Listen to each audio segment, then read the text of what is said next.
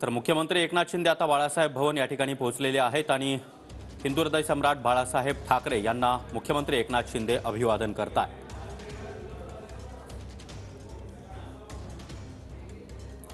तर बाळासाहेबांची आज जयंती आणि त्याच पार्श्वभूमीवर आता मुख्यमंत्री एकनाथ शिंदे हे आपल्या पक्ष कार्यालय अर्थात बाळासाहेब भवनामध्ये दाखल झालेले आहेत। यावेळी विधान परिषदेच्या उपसभापती नीलम गोरे त्याचबरोबर आपले सर्व सहकारी यांच्यासोबत आता मुख्यमंत्री एकनाथ शिंदे हे बाळासाहेब ठाकरे यांना पुष्पहार अर्पण करत अभिवादन करतात।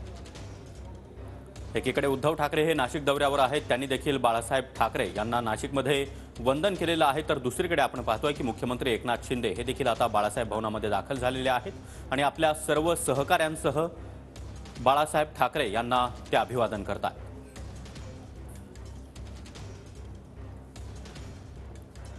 नीलम गोरे त्याचबरोबर आनंदराव अडसूळ, श्रीकांत शिंदे इतकंच नाही तर अन्यही नेते आणि पदाधिकारी या ठिकाणी उपस्थित आहेत। अब्दुल सत्तार हे देखील आपल्याला या ठिकाणी पाहायला मिळत आहेत।